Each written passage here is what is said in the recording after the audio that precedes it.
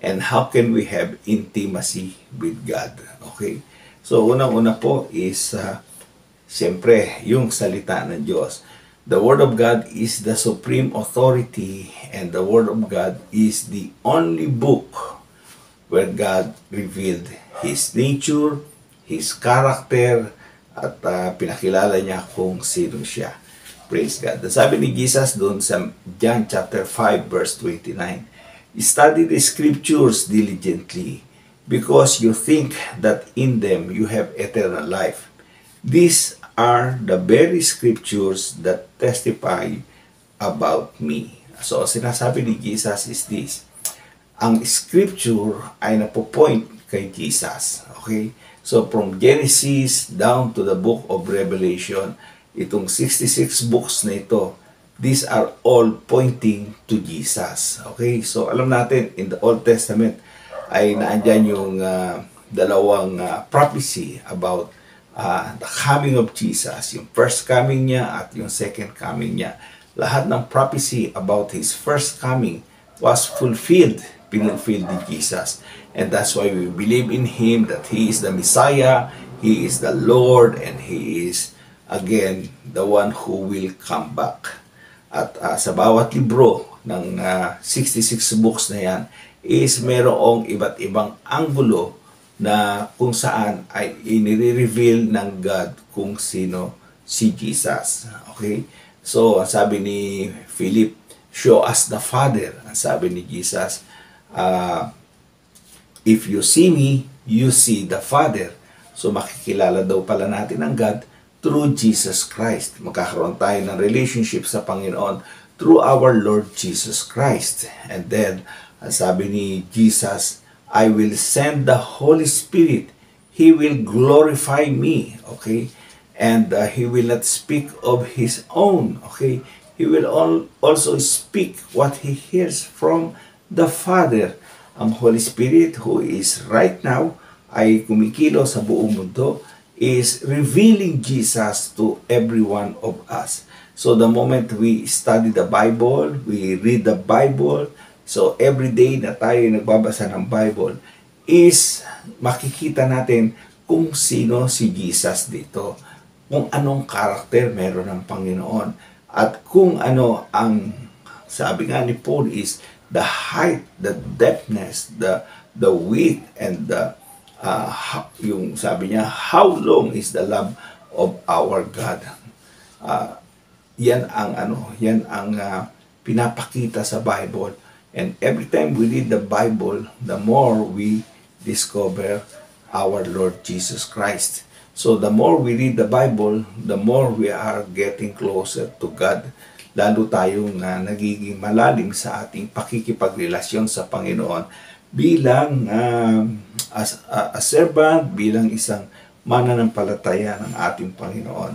So, sabi ni Paul kay Timothy, sabi niya sa 2 Timothy 3:15, alam ko yung verse 16 is very familiarized tayo doon sa scripture na yon, pero sabi niya sa verse 15, "And how from infancy you have known the scriptures, which are able to make you wise for salvation through faith in Christ Jesus."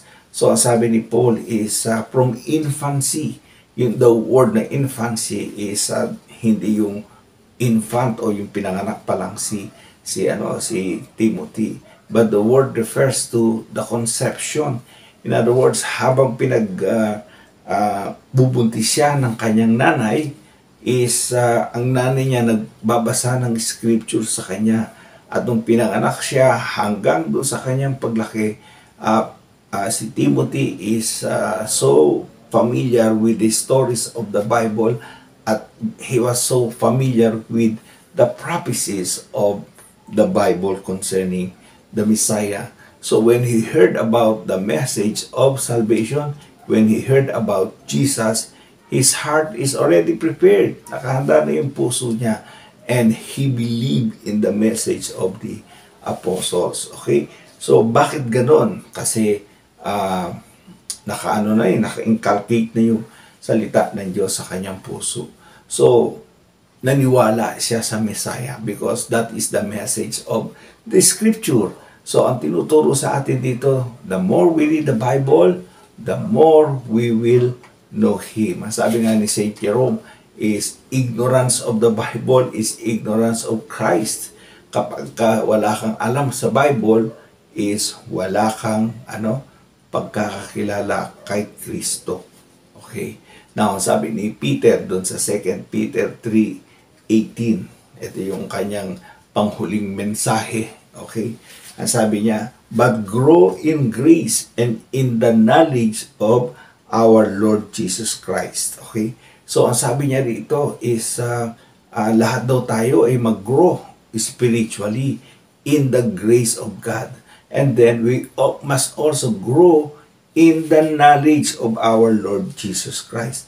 Saan daw tayo lalago para makilala natin at magkaroon tayo ng malalim na pagkakilala sa ating Panginoon. Sino ba siya? Siya ba ay Diyos? Siya ba ay tao lamang? Or He is both 100% God, 100% man?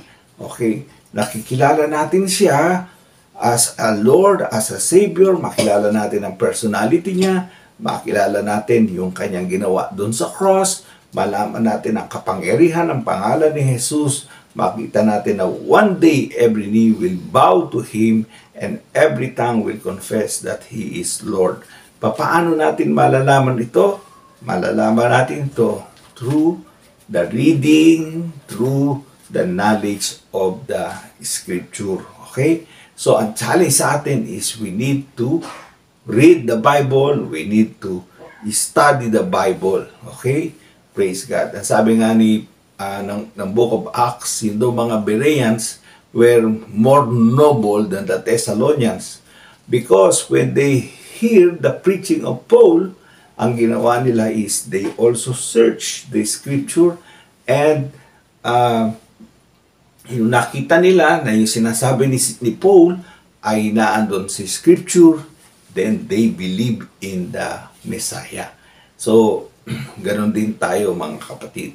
Kinakailangan is yung ating pananampalataya. It must be anchored in the Word of God. Ang ating relasyon sa Panginoon must be anchored sa Kanyang salita. So, the first thing para natin makilala si Christ is kinakailangan natin na malaman ang Kanyang salita. Para tayo ay maging closer sa God, okay, through our Lord Jesus Christ, is kinakailangan na unawaan natin ang Kanyang salita. Na unawaan natin ang mensahe ng kaligtasan na ibinibigay sa atin ng ating Panginoon. Praise be to God.